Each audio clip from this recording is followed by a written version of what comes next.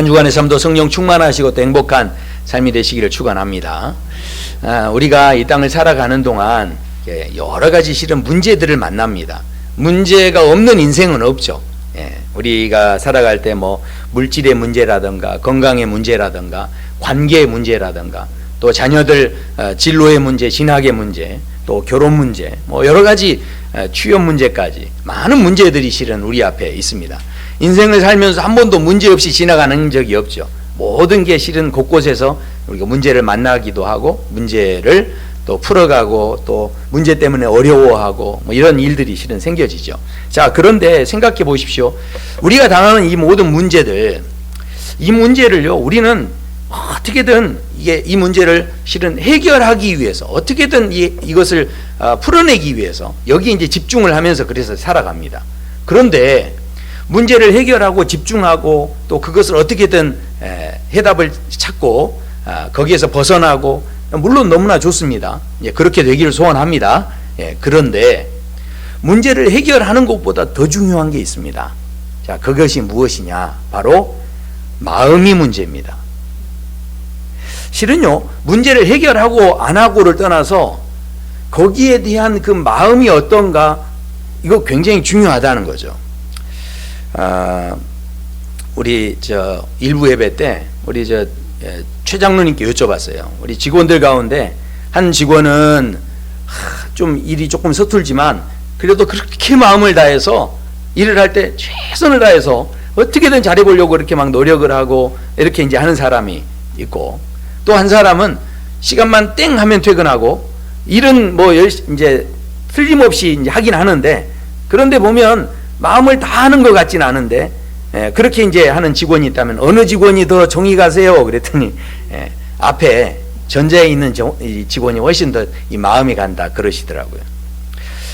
그 컬투쇼인가요? 거기에 나온 사연을 이렇게 보니까 어느 한 사람이 이제 그 새롭게 회사에 취업을 해가지고 출근을 했답니다. 근데 이제 출근해가지고 회사에 나갔는데 그 회사의 그 팀장이라는 분이 이제 새롭게 출근한 사람들 세워놓고 이야기를 하는 거예요. 그러면서 뭐라고 이야기를 하냐면,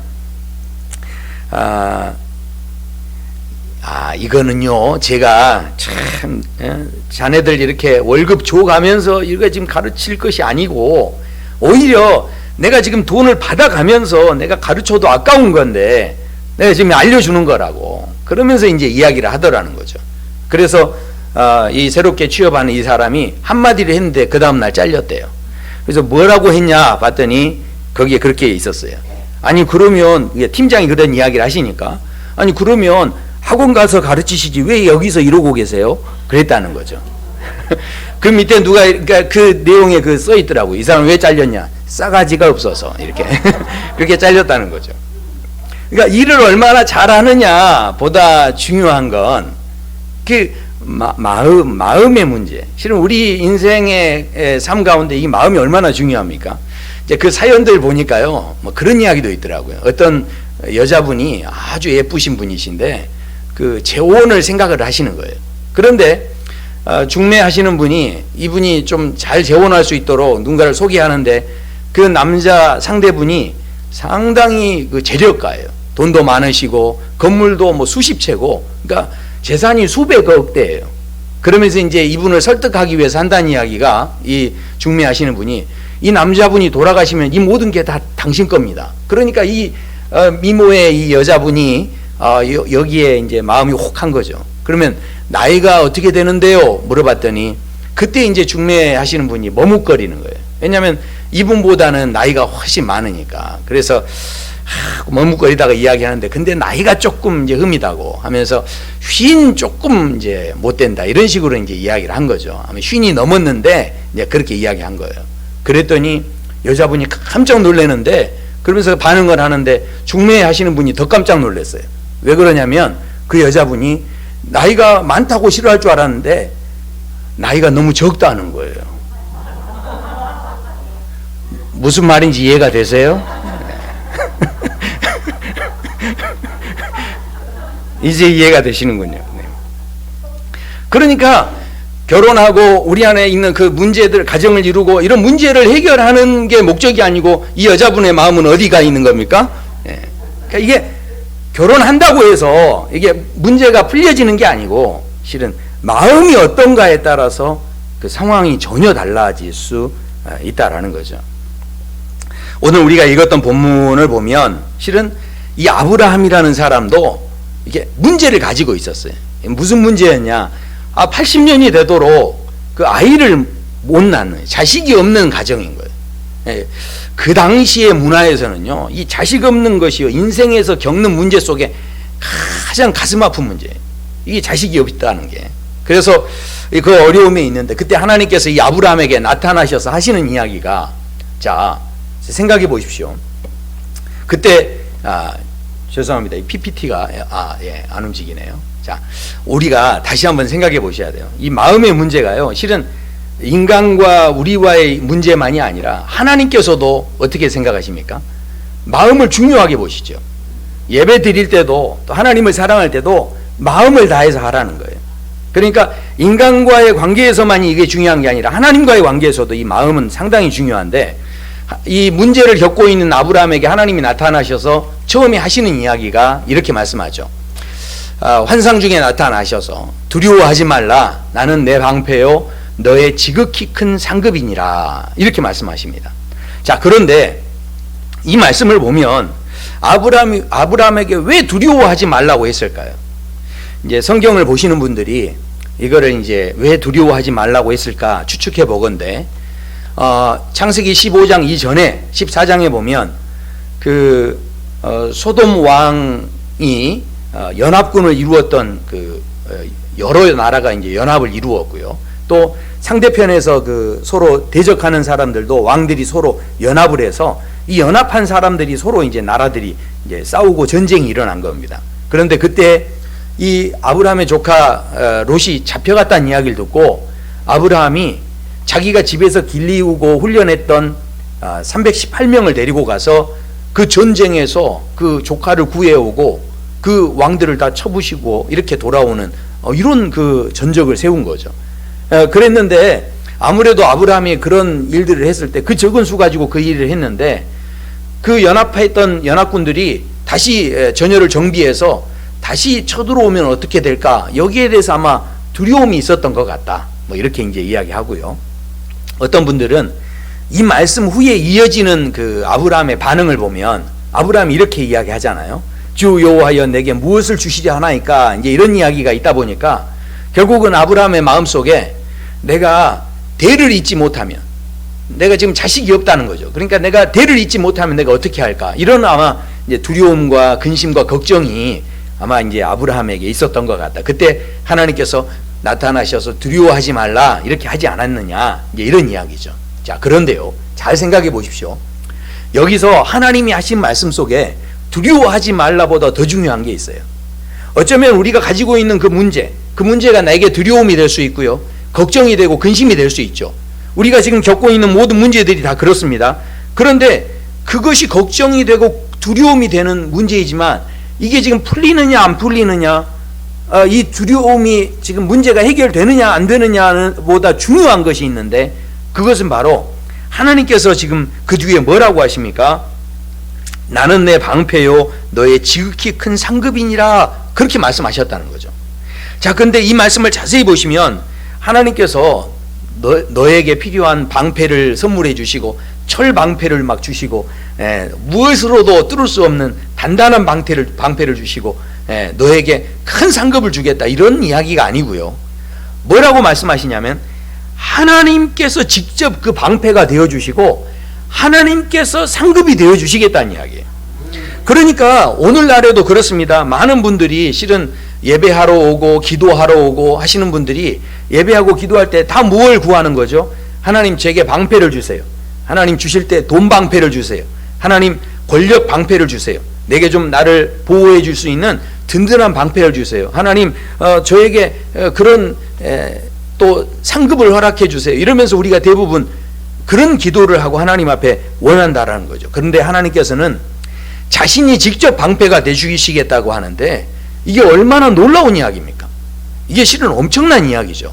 어떤 방패도 실은 하나님을 대신할 수는 없는 거죠.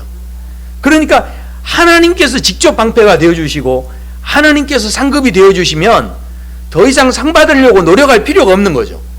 이미 하나님이 나에게 상급이시니까 이것처럼 좋은 일이 없는 거예요. 그냥 누리기만 하면 되는 겁니다. 그러니까 오늘 두려워하지 말라, 막 문제를 해결해 주는 것보다 실은 더 중요한 것은 하나님이 내게 방패가 되어주시고 상급이 되어주신다고 하는데, 야, 하나님께서 이런 말씀을 하셨다는 것은요, 하나님께서 정말 마음을 다해서 누구에게 다가와 주시는 겁니까? 아브라함에게 다가와 주시는 거죠.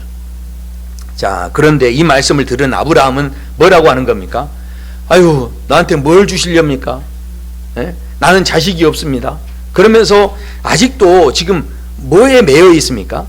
문제 푸는, 어떻게 이 문제를 풀까? 어떻게 이 문제를 해결할까? 여기에만 매여 있는 거예요. 그러면서 생각해낸다는 게 뭡니까? 난 자식이 없으니 내 종 엘리에셀을 내 상속자로 세우겠습니다. 이런 이야기를 하는 거죠. 자, 하나님께서는 마음 다해 다가와 주시는데 아브라함은 아직도 이 문제 속에 매여 있습니다. 자, 그래서요, 하나님께서 또다시 자신의 입장을 이야기하는 거예요. 자, 뭐라고 하시냐면 4절에 보면 이렇게 말씀합니다. 여호와의 말씀이 그에게 임하여 이르시되 그 사람이 내 상속자가 아니라 내 몸에서 날 자가 내 상속자가 되리라 하시고, 심지어는 이 말을 해도 이게 잘 못 알아듣는 것 같으니까 하나님께서 아브라함을 아예 끌고 밖으로 나가십니다. 자, 한번 보세요. 5절의 말씀 같이 한번 읽어보실까요? 그를 이끌고 밖으로 나가 이르시되 하늘을 우러러 무별을 셀 수 있나 보라. 또 그에게 이르시되 내 자손이 이와 같으리라. 아멘. 그러니까 하나님께서 너무 참 대단한 약속을 해주시는 거죠.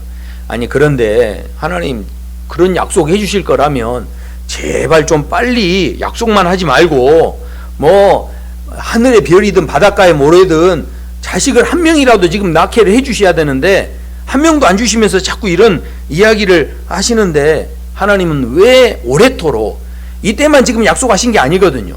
이전부터 약속을 하셨는데 아직도 자식이 없어요.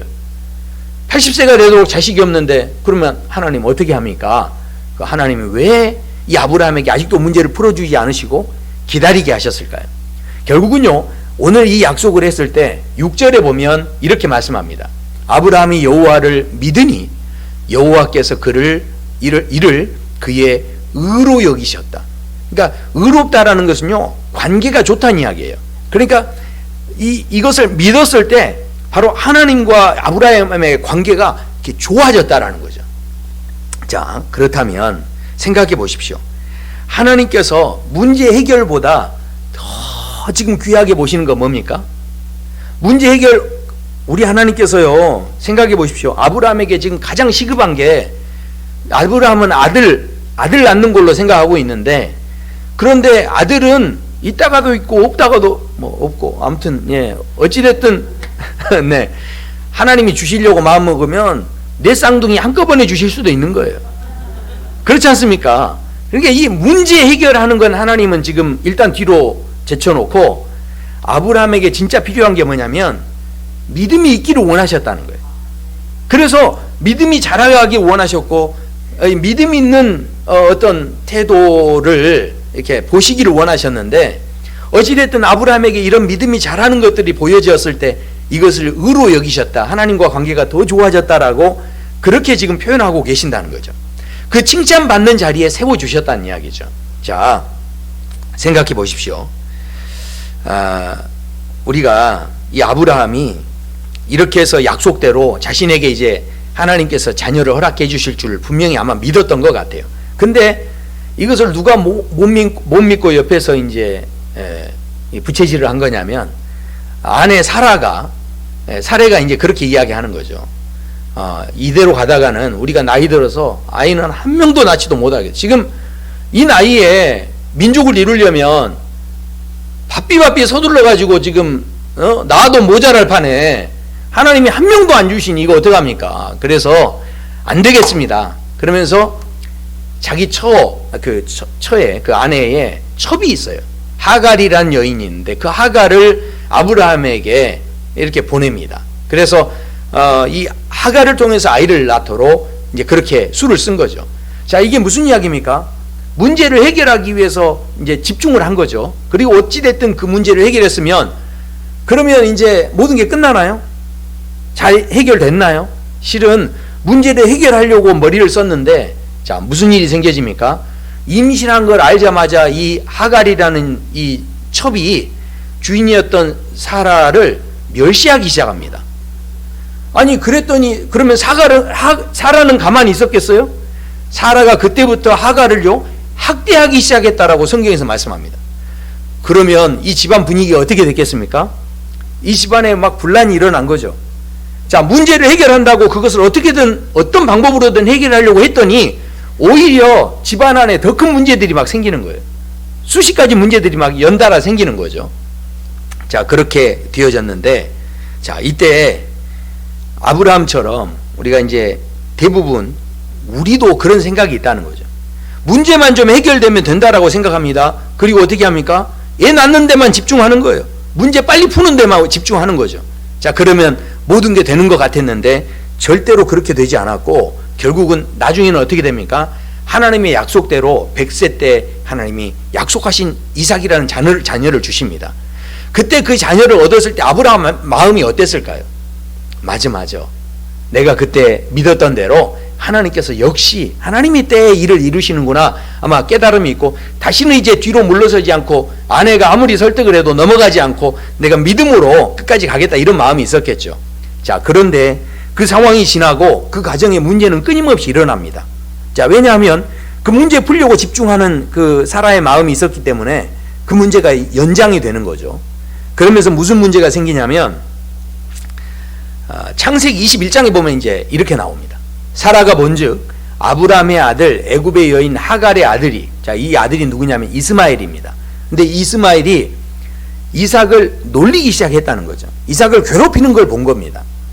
자, 그러니까 이 누구의 마음에요? 늙음하게 아이를 얻은 이 사라의 마음에 불이 일어나는 거죠. 그래서 어떻게 됩니까? 결국은 이제 견디지 못하고 이 집안이 이제 굉장한 긴장감이 이제 생기는 거죠. 그때 사라가 뭐 이 이스마엘을 막 어쩌지 못해 이제 안달이 납니다.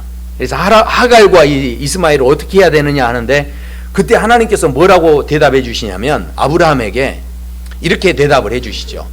하나님이 아브라함에게 이르시되 내 아이나 내 여종으로 말미암아 근심하지 말라. 그 다음에 뭐라고 하시냐면 사라가 내게 이르는 말을 다 들어줘라. 그래서 결국은 이 하갈과 이스마엘을요 집에서 내쫓습니다. 근데 집에서 내쫓는데 그대로 해주라는 거예요. 그러면서 뭐라고 하시냐면 13절에 이렇게 말씀하죠.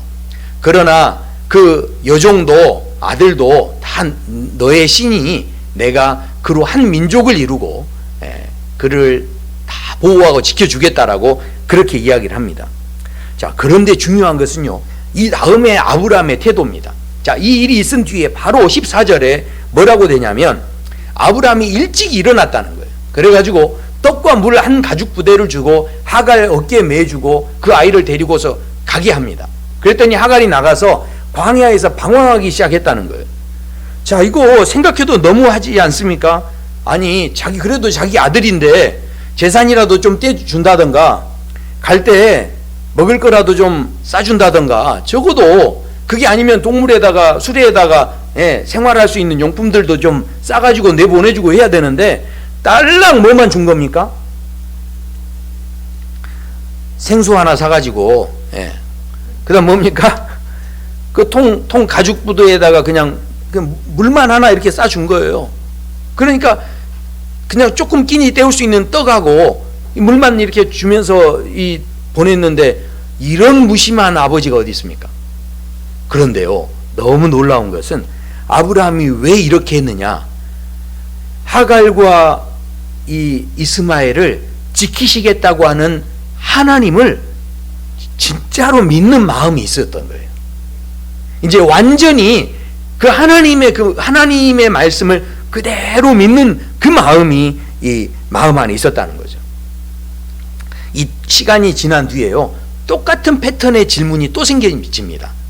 자, 그러면 이스마엘과 하가를 내쫓았으니까 이제 이게 해결됐나요? 집안에 이제 더 이상 분란이 안 일어나잖아요. 서로 다툴 일이 없으니까. 그러면 이 집안은 평안했겠습니다. 그런데 그렇지 않았다는 거죠. 하나님께서 이번에는 갑자기 나타나셔서 뭐라고 하시냐면 내 사랑하는 독자 아들을 내게 바치라 말씀합니다. 또 문제가 생겨난 거예요. 자, 이거 굉장히 중요하지 않습니까? 우리 인생에서 문제가 끊임없이 일어나는데 우리는 항상 어디에 매여 있냐면 문제 푸는 데만 정신이 팔려 있는 거예요.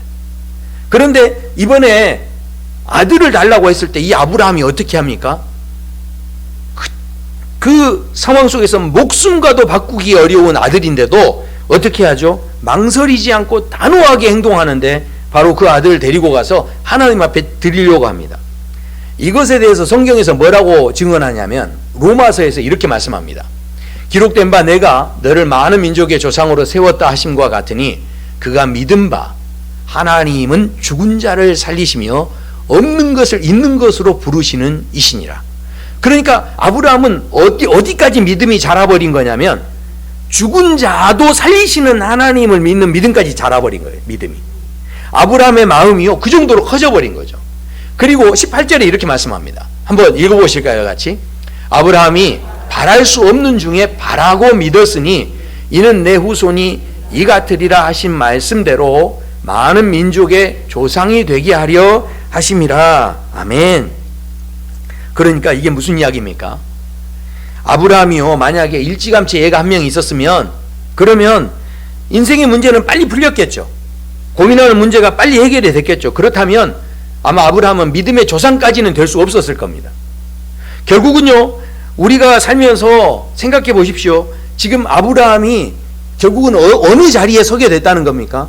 그 모든 문제들을 통해서 문제 해결하는 데 하나님께 집중하고 있는 이 아브라함에게 문제 해결해 주실 생각은 하지 않으시고 자꾸 그의 마음을 만지시고 믿음을 키워주시는데 하나님 관심을 가지시는데 결국은 마지막에 믿음의 조상이 되는 칭찬받는 그 높은 자리에 하나님이 세워주시는 그런 놀라운 은혜를 베푸셨다는 거죠. 자, 그런데도 우리는요 살아가면서 많은 문제를 당합니다. 예, 우리가 병에 걸리는 문제도 있고요, 돈이 부족한 문제도 있고요, 자녀 문제도 있고요, 남편 문제도 있고요, 아내 문제도 있고 수많은 문제들이 실은 우리 안에 산적해 있는 거죠. 그래서 문제를 당할 때마다 하나님 앞에 나가서 우리가 막 기도하죠. 예배 드릴 때마다 하나님 앞에 눈물을 흘리며 기도하시는 그런 분들도 있습니다. 이런 문제를 해결해 주세요 그러면서 기도하죠. 돈이 없을 때는 어떻게 기도합니까? 하나님 제발 돈 좀 주세요 하면서 막 기도하는 거예요. 그러면서 심지어는 돈만 달라고 합니까? 가서 가만히 보니까 기도만 하지 않으시더라고요. 로또도 사시더라고요. 그러니까 주님 앞에 나와서 막 기도를 하는데 그렇게 기도하는 거예요.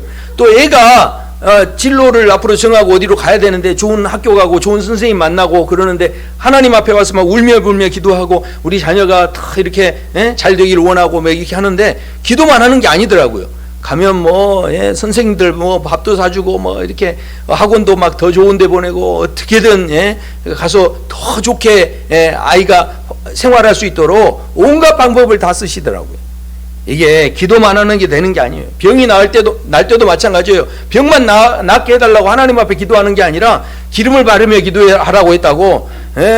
병이 안 낫는 것 같으면 어떻게 합니까? 이게 아닌가비요 하면서 어떻게 하죠? 기도의 방법을 바꿔본다 해가지고 뭐 특별 기도도 해보고 어떻게 해요? 정성이 부족한가 봐. 그러면 헌금도 좀 내보고 이러면서 우리는요 하나님 앞에 나와서 기도한다라고 하고 뭔가 문제를 해결하려고 하는데 온통 어디 있는 겁니까? 하나님은 마음이 없고 어떻게든 이 문제를 해결하는 데만 온갖 마음이 쏠려 있다 보니까 기도해서 안 되면 다른 방법도 막 쓰는 거예요. 써가면서 어떻게든 이 문제만 풀려지기를 원하는데 온갖 마음이 다 쏠려 있다는 거예요. 자, 그렇다면 생각해 보십시오. 자, 문제가 해결되면 내 인생의 시온의 대로가 열립니까? 내가 병에 걸렸어요 만약에. 그런데 병이 낫는데 치유됐습니다. 할렐루야죠. 그런데 그것은요 알고 보면 몇 년 더 사는 것 뿐이에요. 양적으로 내가 사는 시간이 연장된 것 뿐인 거죠. 그것 말고는 더 이상 큰 의미가 없는 겁니다. 한번 생각해 보십시오. 회사가 어려워서 부도가 날 지경이었는데 하나님의 은혜로 부도가 나지 않고 회복이 된 거예요. 그러면 할렐루야 너무 감사하죠. 그런데 그 회사가 몇 년 더 연장된 것 뿐이에요. 부도를 위험을 당할 수 있는 어려움들은 얼마든지 IMF 같은 그 또 다른 위험들은 얼마든지 또 올 수 있는 거죠. 이게 지금 양적으로 시간이 연장된 것 뿐이지 이게 뭔가 더 다른 게 변화된 게 아닌 거죠.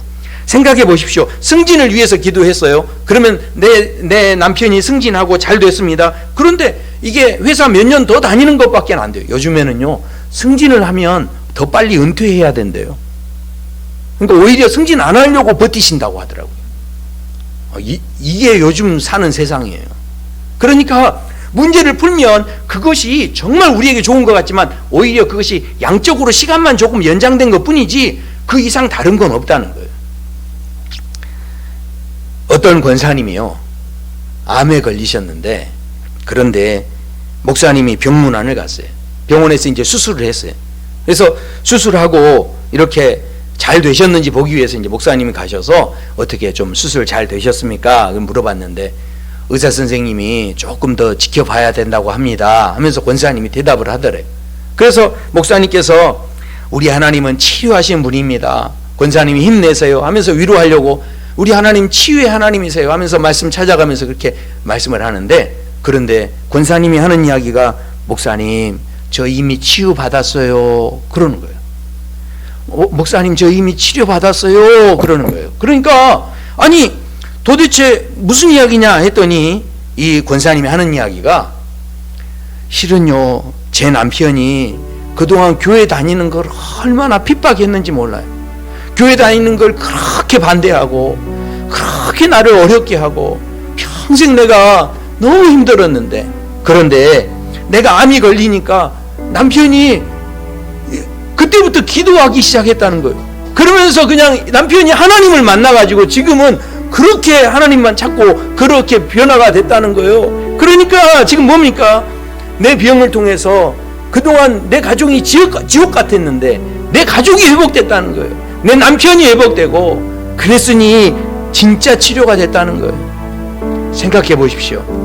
우리가 생명을 연장해서 몇 년 더 사는 양적으로 우리가 그것을 연장하는 것, 그게 문제 푸는 것으로 우리는 생각하지만 진짜 문제가 풀릴 때 실은 그 자리에 뭐가 풀리는 거예요?